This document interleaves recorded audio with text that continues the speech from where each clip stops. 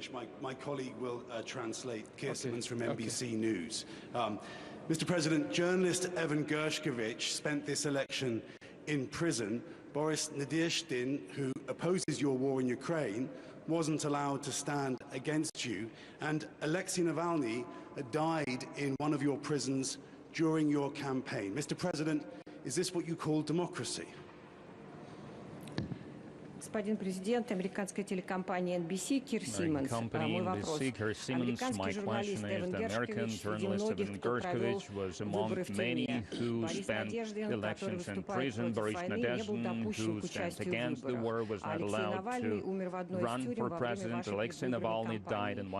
Является ли это демократией, на ваш взгляд? Is this democracy in your view? This is life. If Mr. Nadezhdin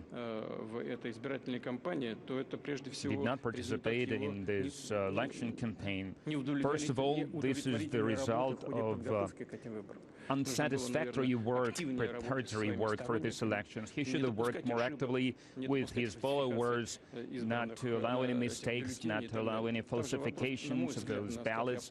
From what I know, I do not know it for a fact, but from what I understand, the thing is that he did not have enough votes to participate in the elections. That's one. Secondly, as for Mr. Navalny, yes, he passed away. That's always a sad thing. But we had other incidents when people in prison died. Doesn't it happen in the United States?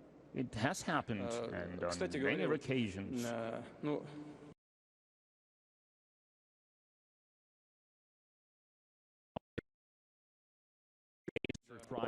Several days before Mr. Navalny passed away, some colleagues of mine told me, not the administration staff, some people told me that there was an idea to exchange Mr. Navalny for some people who are behind bars in the Western countries.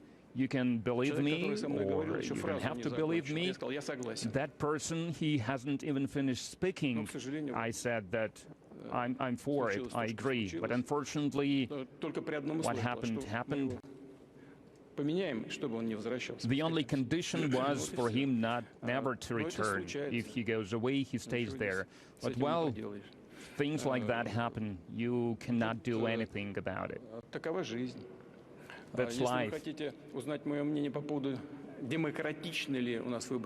If you want to know my opinion about whether the elections are democratic or not, I believe they are. And in your country, can we consider it democratic to use the administrative tools to attack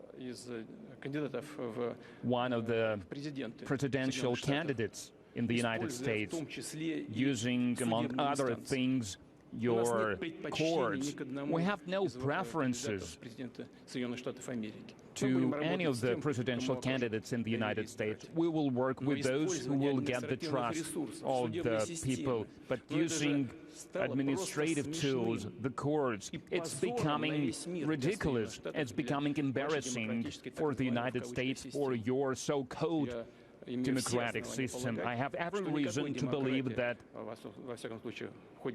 no democracy, at least in the presidential election campaigns in certain countries of the West, including the United States, does not exist. So please accept this as an answer.